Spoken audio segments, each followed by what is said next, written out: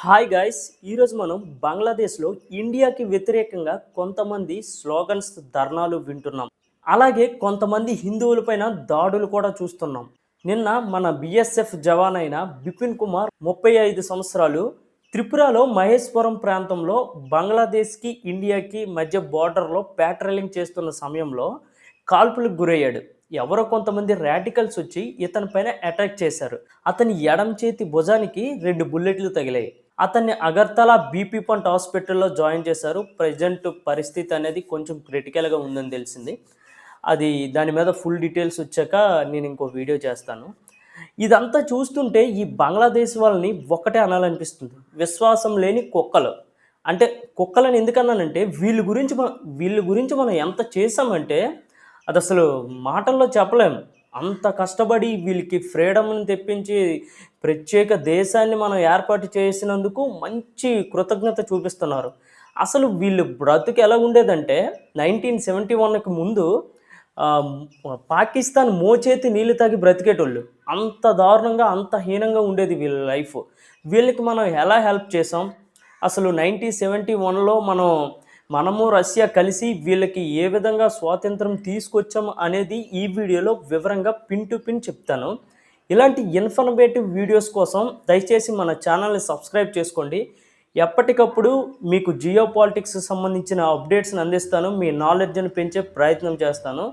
దయచేసి వీడియో చివరి వరకు చూసి లైక్ చేయండి.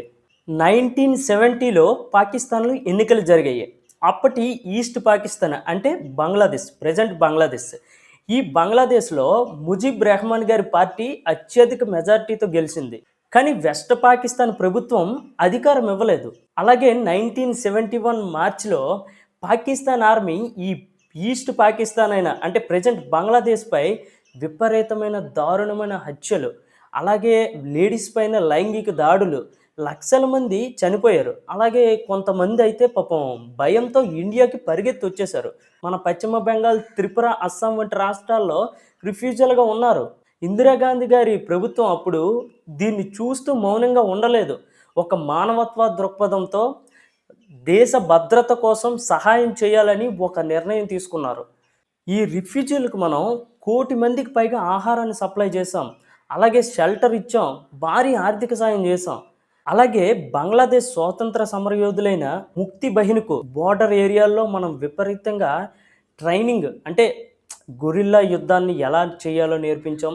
క్యాంపులు పెట్టాము, రెఫెల్స్, తుపాకులు, ల్యాండ్ మైన్స్ వంటివి సప్లై చేసాం. అంటే విపరీతమైన సపోర్ట్ ఇచ్చాం. ఆ టైంలో ఆల్మోస్ట్ ఇండియానే యుద్ధం చేస్తుంది అన్నట్టు తయారు చేసాం. అంత సపోర్ట్ ఇచ్చాం. మనం ఎంత సపోర్ట్ చేస్తుంటే మరి ఆ పాకిస్తాన్ ఊరుకుంటుందా? అరే బాబు, మనం యుద్ధం చేస్తున్నది ఒక్క బంగ్లాదేశ్తోనే కాదు, మనం డైరెక్ట్గా ఇండియాతో యుద్ధం చేస్తున్నట్టుందని చెప్పి ఇండియా ఎయిర్ బేస్ మీద డైరెక్ట్గా అటాక్ చేసింది పాకిస్తాన్. ఎప్పుడైతే ఇండియా ఎయిర్ బేస్ మీద పాకిస్తాన్ అటాక్ చేసిందో ఇండియా డైరెక్ట్గా యుద్ధంలోకి దిగింది. డిసెంబర్ 3, 1971లో మన ఆర్మీ, ఎయిర్ ఫోర్స్, నావీ 3 కలిసి డైరెక్ట్గా యుద్ధం చేశాయి. మన నావీ ఈస్ట్ వెస్ట్ పాకిస్తాన్ మధ్య సముద్ర మార్గాలను పూర్తిగా బ్లాక్ చేశాయి. Air force air space control తీసుకుంది. ఆర్మీ 3 వైపుల నుంచి అడ్వాన్స్ అయ్యి కేవలం 13 రోజుల్లో దాకాకు చేరుకుంది. డిసెంబర్ 16న దాదాపు 93,000 పాకిస్తాన్ సైనికులు ఇండియాకి లొంగిపోయారు. రెండో ప్రపంచ యుద్ధం తర్వాత ఇదే అతిపెద్ద సరెండర్. దీనికి రష్యా ఎలా సపోర్ట్ చేసిద్దో చూడండి. అసలు అందుకే మనం రష్యాని ఇప్పుడు కూడా కృతజ్ఞత తెలియజేయాల్సిన పరిస్థితి ఉంది. అప్పుడు కూడా ఈ అమెరికా అలాగే ఈ చైనా కలిసి పాకిస్తాన్కి సపోర్ట్ చేస్తూ యుఎన్లో సీజ్ ఫైర్ రెజల్యూషన్ పాస్ చేయడానికి ట్రై చేశారు విపరీతంగా. ఇదే కనుక జరిగితే యుద్ధం ఆగిపోతుంది, బంగ్లాదేశ్కి స్వాతంత్రం రాదు.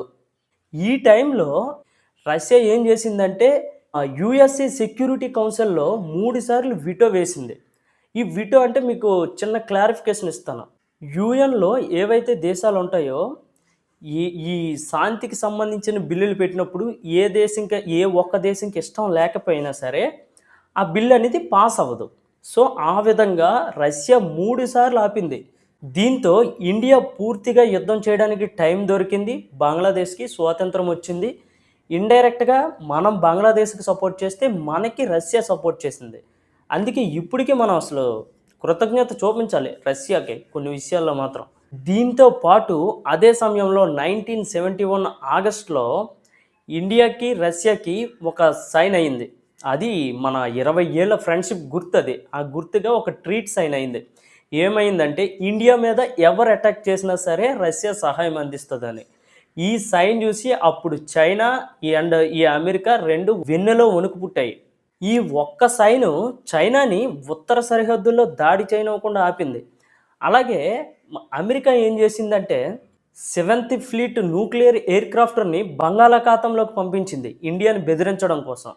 దీనికి బదులుగా రష్యా ఏం చేసిందంటే, సబ్‌మెరైన్స్ మిసైల్ షిప్స్‌ని పంపించింది న్యూక్లియర్‌కి సంబంధించినవి. దీంతో అమెరికా అక్కడి నుంచి వెనక్కి వెళ్ళాల్సిన తప్పనిసరి పరిస్థితి వచ్చింది. ఈ 2 దేశాలు కలిసి ఇప్పుడున్న బంగ్లాదేశ్‌కి స్వాతంత్రాన్ని తీసుకొచ్చాయి. ఇది ఇప్పుడు ఈ అల్లర్లు క్రియేట్ చేస్తున్న బంగ్లాదేశ్ ఎలా ఏర్పడిందో తెలుసుకోకుండా మాట్లాడుతున్న కొంతమంది యువత, అలాగే అక్కడున్న ప్రజలు ఈ ఇంత కష్టపడి ఇండియా సపోర్ట్ చేస్తే ఈ బంగ్లాదేశ్‌కి ఒక దేశం అంటూ, ఒక గుర్తింపు అంటూ వచ్చింది. దాన్ని ఈరోజు మర్చిపోయి ఇండియాకి వ్యతిరేకంగా స్లోగన్స్ చేస్తూ, ఇండియాకి వ్యతిరేకంగా దా అంటే వయలెన్స్‌ని క్రియేట్ చేస్తూ, హిందువులను చంపేస్తూ, ఆ బోర్డర్‌లో బీఎస్ఎఫ్ జవాన్‌ని ఇంజ్యూర్ చేయడం, ఇదంతా ఈ చైనా, పాకిస్తాన్ చూసుకొని విపరీతంగా రెచ్చిపోతుంది. దీనికి ఖచ్చితంగా భారీ మూల్యం చెల్లించుకోక తప్పదు. ఈ వీడియో మీకు పూర్తిగా అర్థమైందని అనుకుంటున్నా. ఈ వీడియో గనుక మీకు పూర్తిగా ప్రతి పాయింట్ అర్థమైంది, ఎంతో కొంత మీ నాలెడ్జ్ డెవలప్ అయింది అనిపిస్తే లైక్ చేయండి దయచేసి. జై హింద్.